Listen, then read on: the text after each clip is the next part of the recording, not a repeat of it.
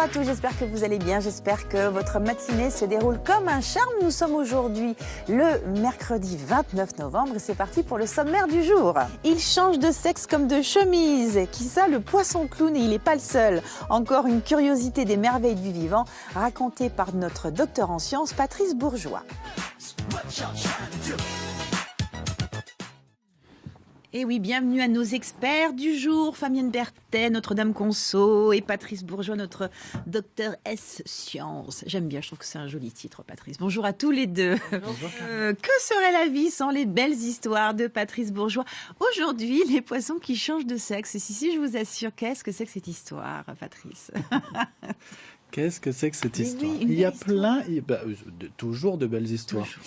Il y a plein d'animaux en fait qui changent de sexe au cours de leur vie et on ne s'en rend pas assez compte. C'est ça, il faut le dire. C'est un cri aujourd'hui. Il faut le dire. C'est beaucoup plus facile que dans l'espèce humaine de changer de sexe quand on est par exemple un poisson. Oui.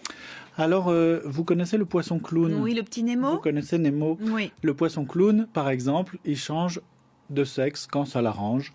C'est-à-dire qu'habituellement, il y a une femelle qui est dominante, qui a un groupe de mâles sous ses ordres. Vous allez bien aimer ça, je le sens. Je ne vois pas pourquoi vous dites ça. Pas du tout. Et en fait, si jamais la femelle meurt, pour une raison ou une autre, à ce moment-là, il y a un des mâles qui va se transformer en femelle pour occuper la place de femelle dominante, de chef du groupe. Il devient, il change entièrement de sexe. Reine des poissons. C'est incroyable, ça. C'est incroyable. Mais c'est très courant, en fait, particulièrement dans les espèces aquatiques. Ouais. Un grand nombre d'espèces de poissons changent de sexe comme ça au cours de leur vie. Et par exemple, des cousins du mérou dans la mer Rouge font l'inverse, c'est-à-dire qu'ils sont organisés avec un mâle dominant et un cheptel de femelles. D'accord. Et quand le mâle dominant disparaît, eh bien, c'est la première femelle du groupe qui devient un garçon, un mâle, et qui va assurer la succession de l'espèce. Voilà, c'est ça, c'est pour préserver l'espèce. En fait, Eh bien, c'est une adaptation évolutive qui permet de plus facilement résister aux accidents de la vie, si je peux m'exprimer ainsi. J'adore. En fait, la reproduction de l'espèce est assurée, quels que soient les aléas de l'environnement. Alors, moins connus, les crocodiles, les tortues, bien sûr l'escargot, mais lui, il est hermaphrodite. Donc, on va faire un petit point là-dessus quand même. Alors, en fait, cette histoire de changement de sexe au cours de la vie, ça s'appelle l'hermaphrodisme séquentiel ou successif. C'est-à-dire que l'individu est soit mâle, soit femelle, mais il peut changer de sexe au cours de sa vie. L'escargot, lui, c'est différent. Il est hermaphrodite. Rien à voir. Alors, je ne sais plus comment ça s'appelle maintenant, voilà, j'ai oublié, mais c'est l'hermaphrodite pur. C'est-à-dire qu'il a les deux sexes en permanence. Et donc, il peut se reproduire avec un congénère. Et ils sont tous les deux mâles et tous les deux femelles à la fois. Très pratique aussi. Bah oui. Et il y a quelque chose dont on parle moins, c'est la pollution de l'eau qui provoque aussi ces changements de sexe. Oui, c'est ce qu'on a découvert depuis une dizaine d'années maintenant. En fait, certains polluants, vous savez qu'il y a beaucoup de résidus, par exemple, d'œstrogènes dans la nature, qui se répandent dans la nature à cause des pilules. On est d'accord, par exemple, des pilules que prennent les femmes. En fait, il y a un très fort taux d'œstrogènes qui se promène dans la nature. Et du coup, ça influence le changement de sexe de ces espèces qui peuvent varier, justement. Et du coup, dans certaines rivières, y compris en France, on s'est aperçu que de plus en plus de poissons mâles sont capables de produire aussi des œufs en même temps que leurs spermatozoïdes. Donc ça veut dire qu'ils ont des gonades, des glandes sexuelles qui sont devenues à moitié mâles, à moitié femelles. Et on peut estimer que dans la rivière les poissons du Potomac... Le Potomac, c'est le fleuve qui est autour de Washington, qui coule à Washington. 80% des mâles pondent des œufs. Eh oui, c'est fou. 80% des mâles, à cause de la pollution de ce fleuve, sont devenus hermaphrodites.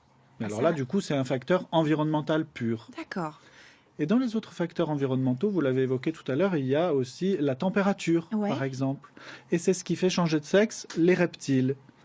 Dont la tortue. Dont la tortue. Qui est donc un reptile. Et aussi le crocodile, c'est bien de le rappeler. Oui, La tortue fait partie de la même famille que les crocodiles. Ça veut dire et en fait, quand elle pond ses œufs dans le sable, la tortue, s'il fait 25 degrés, au début du développement, bien entendu, s'il fait plutôt 25 degrés, on aura des garçons, des mâles. D'accord. Et s'il fait 30 degrés, ça sera des filles. C'est incroyable. Et ça permet de réguler la population en fonction de la température. La question que peut-être vous vous posez aussi chez vous, est-ce que l'être humain, l'homme, pourra aussi peut-être un jour changer de sexe de façon, on va dire... J'adore la question que je lui pose. Alors, on n'est pas programmé pour ça, en principe. En principe. C'est-à-dire que notre sexe, à nous, il est déterminé par notre contenu chromosomique dans nos cellules. Okay. Si on a 2 chromosomes X, on est préférentiellement une fille. Et si on a un chromosome X et un chromosome Y, on est préférentiellement un garçon. Toutefois... Même avec les perturbateurs endocriniens, on sait qu'il y a une très forte baisse de la fertilité, notamment masculine. Oui. La qualité du sperme chez les hommes a beaucoup diminué depuis ces 50 dernières années, notamment en raison des fameux perturbateurs endocriniens. Bon, il y en aura encore des choses à raconter. Oui. On aura d'autres... on se retrouve bientôt, on parlera du Téléthon ensemble la semaine prochaine. Merci à tous les deux d'être venus. Merci. Et on va passer maintenant à notre dossier du jour. Merci en tout cas pour cette jolie émission. Merci à mes invités, merci à l'équipe et merci à vous. Je vous embrasse et on termine avec une petite sucrerie. Souvenez-vous, liée au banana split, c'est le dessert que sert l'abominable homme des neiges à l'abominable Fantine est un amour de dessert. À demain.